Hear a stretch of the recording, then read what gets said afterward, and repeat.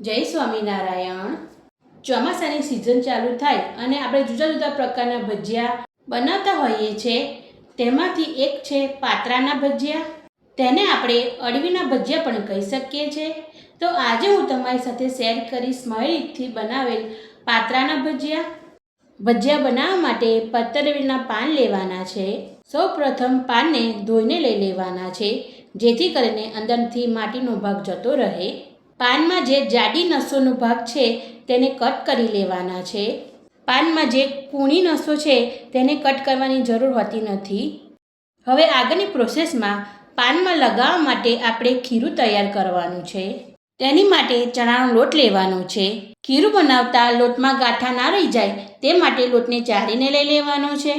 અહીંયા વાડકીના માપથી જોઈએ તો 2 વાડકી મેં ચણાનો લોટ લીધેલો છે અને વજનમાં જોઈએ તો 500 ગ્રામ ચણાનો લોટ લેવાનો છે। ત્યારબાદ 100 ગ્રામ જેટલો આપણે ચોખાનો લોટ લેવાનો છે। ચોખાનો લોટ એડ કરવાથી પાત્રા આપણા એકદમ ક્રિસ્પી બનશે। આ માપથી 10 થી 12 પાન પત્તરવેલના આપણે ખીરું બનાવીને લગાવી શકીએ છીએ। ત્યારબાદ લોટમાં આપણા ટેસ્ટ પ્રમાણે મસાલા કરી લેવાના છે। 1 ટેબલસ્પૂન આદુ મરચાંની પેસ્ટ અંદર એડ કરવાની છે। સ્વાદ પ્રમાણે મીઠું અંદર એડ કરવાનું છે। ત્યારબાદ 1 ટીસ્પૂન હળદર અંદર એડ કરવાની છે। ત્યારબાદ લાલ મરચું અંદર એડ કરવાનું છે। અળવીના પાનમાં કોઈ ટેસ્ટ હોતો નથી, તેથી અળવીના પાનના ભજીયા બનાવવા માટે ખીરું આપણે પ્રોપર મસાલાવાળું ચટાકેદાર બનાવીશું તો જ એનો સરસ ટેસ્ટ આવે છે। ત્યારબાદ અજમો અને ગરમ મસાલો અંદર એડ કરવાનો છે। ત્યારબાદ લવિંગનો અંદર પાવડર એડ કરવાનો છે। ત્યારબાદ જીરાનો પાવડર અંદર એડ કરવાનો છે અને લોટમાં બધા મસાલા મિક્સ કરી લેવાના છે।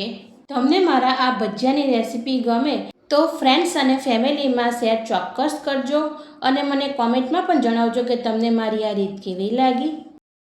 લોટમાં થોડું થોડું પાણી અંદર એડ કરતું જવાનું છે અને આ રીતનું ખીરું તૈયાર કરી લેવાનું છે। ખીરું આપણે જે નોર્મલ પત્તરવેલના પાન બનાવીએ છીએ એનાથી થોડુંક થીક રાખવાનું છે। ત્યારબાદ 2 ટેબલસ્પૂન જેટલું તેલ અંદર એડ કરવાનું છે। ત્યારબાદ ખટાશમાં અહીંયા હું આમચૂર પાવડરને અંદર એડ કરું છું। આપણે તેમાં લીંબુ અથવા તો આંબલીનો પલ્પ આવે છે તેને પણ એડ કરી શકીએ છીએ। ત્યારબાદ ગળપણ અંદર એડ કરી દેવાનું છે। ગળપણમાં આપણે ગોળ અથવા ખાંડનો પણ ઉપયોગ કરી શકીએ છીએ।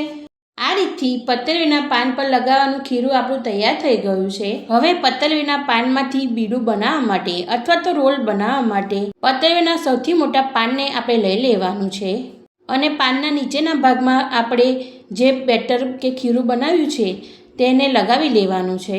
ત્યારબાદ તેની ઉપર આપણે બીજું પાન મૂકવાનું છે તેની વિરુદ્ધ દિશામાં અને બેટરને લગાવી લેવાનું છે। ત્યારબાદ ફરી વખત આપણે ત્રીજું પાન મૂકવાનું છે। પાનમાં જે નાના પાન હોય છે તેને આપણે અંદર રાખવાના છે અને તેની પર આ રીતનું બેટર લગાવી દેવાનું છે। ત્યારબાદ ચોથું સૌથી નાનું પાનને આ રીતે મૂકી અને તેની પર પણ આપણે બેટર લગાવી લેવાનું છે। આ રીતે સૌથી મોટા પાનને નીચે અને નાના પાનને વચ્ચે મૂકતા જઈ અને ખીરું લગાવતા જઈ અને આજુબાજુમાં આ રીતનું ફોલ્ડ કરી લેવાનું છે। તેની ઉપર પણ આપણે થોડું ખીરું લગાવી લેવાનું છે, જેથી કરીને રોલ આપણો સરખો ચોંટી જાય અને રોલ છૂટો પડે નહીં। આ રીતે નીચેના ભાગથી આપણે રોલ વાળતા જવાનું છે અને આ રીતના બધા રોલ તૈયાર કરી લેવાના છે। હવે આગળની પ્રોસેસમાં આ રોલને આપણે સ્ટીમ નથી કરવાનું, તેને આપણે તેલમાં તળવાના છે, તો જ આપણા ક્રિસ્પી એવા પત્તરવેલના પાનના ભજીયા તૈયાર થશે। તેના માટે બીડામાંથી આપણે છરીની મદદથી કટ લગાવી લેવાના છે। એકદમ હળવા હાથે આપણે આ રીતે કટ કરી લેવાના છે। કટ કર્યા બાદ લેયરવાળા ભજીયા તૈયાર થાય છે। હવે તેને તળવા માટે તેલ ગરમ કરી લેવાનું છે। તેલ ગરમ થાય ત્યારબાદ આપણે જે કટ કરેલા છે તેને આ રીતના અંદર એડ કરતા જવાનું છે। આપણે જોઈ શકીએ છીએ એકદમ લેયરવાળા ભજીયા આપણા દેખાઈ રહ્યા છે। ભજીયા તળતી વખતે ગેસની આંચને મીડિયમ રાખવાની છે। લાઇટ ગોલ્ડન કલર આવે એટલે ભજીયાને ફેરવી લેવાના છે।